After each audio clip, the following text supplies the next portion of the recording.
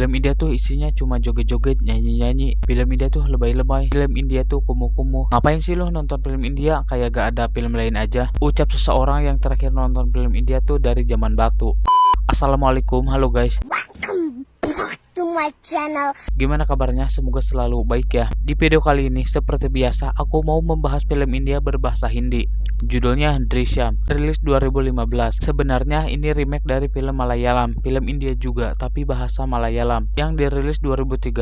Terus di remake lah ke film Hindi. Nah, di sini aku mau membahas versi remake-nya karena yang versi originalnya aku belum nonton. Disutradari sama Nishikant Kamath dan produsernya ada Kumar Mangat Pathak, Ajit Andare dan Abhishek Pathak. Cast-nya ada Ajay Devgan, Tabu Srinivasan, Ishita Dutta, Mrunal Yadav, Kamlesh Chawan, Rajat Kapoor dan masih banyak lagi. Bercerita tentang seorang ayah bernama Vijay Salgaonkar. Dia adalah pemilik dan pengelola layanan TV kabel bernama Mirage Kabel di Goa. Vijay ini yatim piatu dan sekolahnya pun cuma sampai di kelas 4 SD. Selain itu, Vijay punya hobi yaitu suka sekali sama film. Setiap harinya dia gak terlewat selalu nonton film. Dan berkat sering nonton film, Vijay ini jadi pintar dan banyak pengetahuannya lewat film-film yang dia tonton. Vijay juga sudah punya keluarga kecil yang dia cintai. Nah, di suatu hari Vijay ini kedapatan masalah dan dia jadi tersangka atas hilangnya anak polisi tersohor dan dikenal dengan kepintaran dan ketegasannya. Di situ Vijay harus memutar otaknya dan mengelabui polisi untuk melindungi putrinya itu agar aman. Dan tentunya gak segampang itu ya guys. Vijay yang cuma sekolahnya sampai kelas 4 SD harus bertarung kepintaran dengan para polisi cerdik dan pastinya pintar juga. Seperti yang aku bilang tadi kan, Vijay ini setiap harinya selalu gak terlewat nonton film. Nah, pengetahuannya itu dipergunakan untuk mengelabui para polisi itu. Cara ngumpetin mayat itu gimana, terus dapat inspirasi dari film yang dia lihat. Terus gimana, apa mereka berhasil atau enggak, tinggal tonton aja langsung filmnya. Jujur guys, ceritanya ini bagus banget asli deh.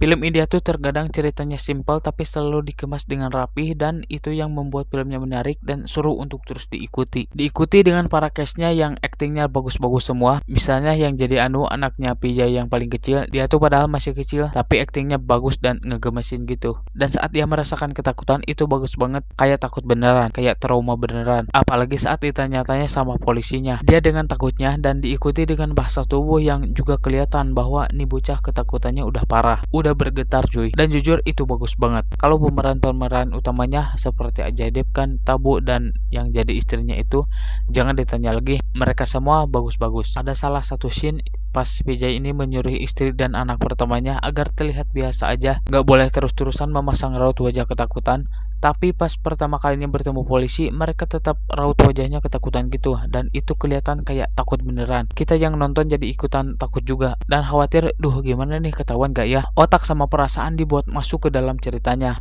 Vijay kan di sini memerankan jadi seorang ayah gitu, tapi pas awal-awal film diperlihatkan dia kayak ayah yang cuek gitu. Misal ada telepon dari rumah, dia gak angkat, keasikan nonton film. Tapi sebenarnya dia tuh penyayang, dan saat keluarganya dapat masalah dia bener-bener gercep membela dan melindungi martabat keluarganya dari ancaman polisi. Karena menurut dia apa yang dilakukan anaknya tersebut ya emang bener. Orang yang mau macam-macam atau bahkan sampai melecehkan gitu, itu wajib banget dilawan. Orang dia saat itu gak sengaja mencelakai anak tersebut. Vijay ini tipe ayah atau suami yang kalau bersama keluarganya manja gitu, penuh kasih sayang, tapi kalau di luaran udah kayak setengah gitu. Siapapun yang nyenggol dia, bahkan sampai ke keluarganya, dia agak segan-segan akan melawan orang tersebut.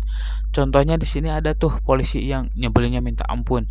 Namanya si Gaitonde. Dia tuh anjrit lah nyebelinnya, bikin orang yang nonton ikutan kesal gitu. Meskipun dia aktor yang bisa dibilang pendukung gitu, tapi aktingnya bagus banget. Buktinya dia berhasil bikin penonton jadi ikut greget dan kesel sama dia. Di film ini tuh dibuat abu-abu gitu. Gak ada yang bener-bener banget dan juga gak ada yang jahat-jahat banget. Di satu sisi kita ngerti dengan perasaan keluarga Vijay, dan di sisi lain kita ngerti juga sama perasaan si ibu polisnya itu. Jadi ya itu dibuat abu-abu gitu. Terus Mira Dasmukh yang diperankan Tabu, dia di sini kelihatan badass banget. Tampilannya elegan, apalagi dia ceritanya merupakan seorang inspektur polisi berpangkat tinggi di Goa, yang dimana itu jadi menambah ketegasannya. Dia itu pintar banget, jeli dan gampang peka terhadap situasi-situasinya. Apalagi pas pertama kali diperlihatkan dia lagi nyiksa para pelaku gitu di penjara dengan tidak ada rasa takut sama sekali pada siapapun. Apalagi ditambah dia harus menghadapi seorang ayah yang cuma lulusan kelas 4 SD yang juga sama-sama pintar. Bedanya polisi pintarnya lewat belajar pendidikan gitu, sekolah yang tinggi dan lain-lain. Tapi beda dengan Pijay, dia itu pintar lewat film-film yang dia tonton selama hidupnya. Pijay ini membuat skenario untuk mengelabui para polisi itu dengan menyebutkan tanggal, hari, bahkan dengan jamnya pun mereka sebutin. Lengkap banget. Sampai-sampai aku hafal cuy perkataan tanggalnya. Mereka terus mengucapkannya, tanggal 2 kami tidak di sini, kami sedang bla bla bla dan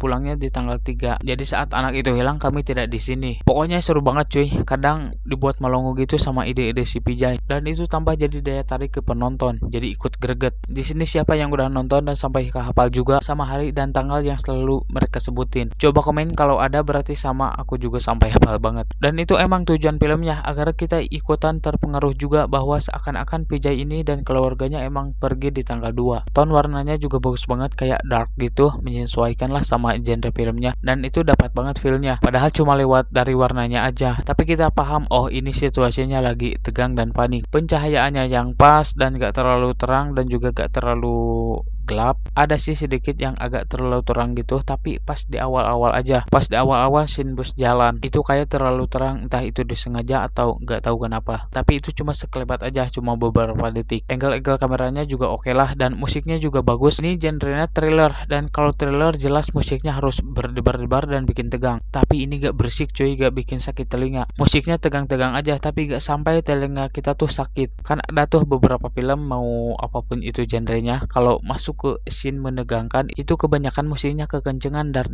dan bikin telinga jadi agak sakit gitu. Gak semua ya, tapi adalah beberapa yang begitu. Dialognya juga keren, kayak obrolan berwibawa gitu. Apalagi yang pas di ending saat Pijay mengatakan, suatu hari ada seorang tamu yang datang ke keluarga kecilnya. Si tamu tersebut mengusik keluarga itu. Keluarga tersebut sudah memohon dengan omongan yang sangat lembut, tapi dengan keserakahannya si tamu itu tetap keras kepala, sampai akhirnya keluarga kecil tersebut secara tidak sengaja membuat tamu itu tidak bisa kembali ke rumahnya lagi selama-lamanya. Bam, itu asli dialognya ngena banget.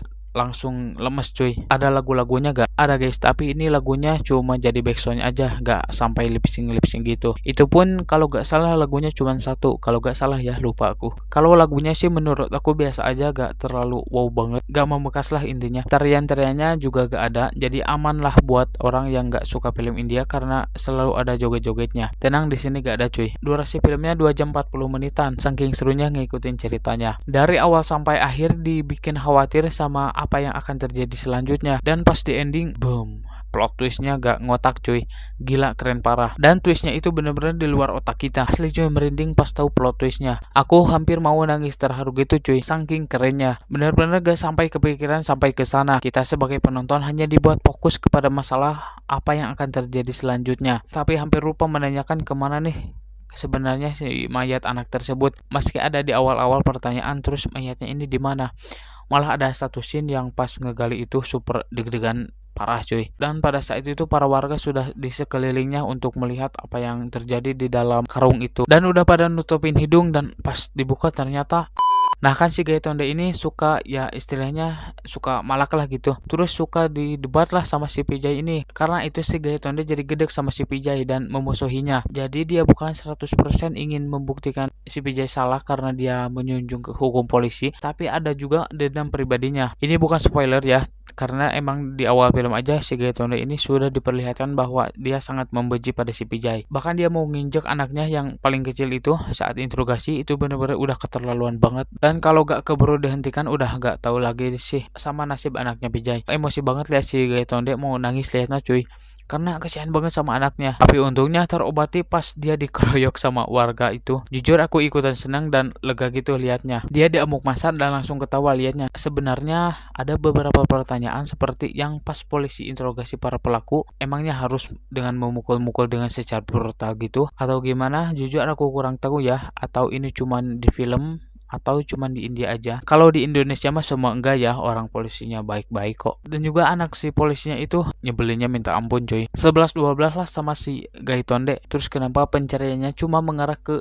keluarga Vijay aja. Emang si Vijay di sini jadi tersangka gitu. Tapi kalau semisal belum dapat bukti yang tepat, apa salahnya mencari-cari di tempat lain gitu selain di keluarga Vijay? Kalau ini kayak sengaja buat difokusin ke keluarga Vijay. Tapi gak apa-apa, itu gak menutup sama yang bagus-bagusnya. Oke, intinya kalau ada waktu luang dan kalau kalian yang gak terlalu suka film India, coba aja nonton. Ini aku rekomendasikan. Apalagi yang suka genre thriller. Semoga suka. Untuk yang penasaran nontonnya di mana, nontonnya di Netflix ya. Tapi kalau dicari gak ada, coba tampilan bahasanya ubah ke bahasa Inggris, pasti ketemu. Tapi sayangnya saat itu belum ada subtitle Indonesianya. Tapi gak tahu kalau sekarang. Rating untuk Trisham aku kasih skor 8,6/10.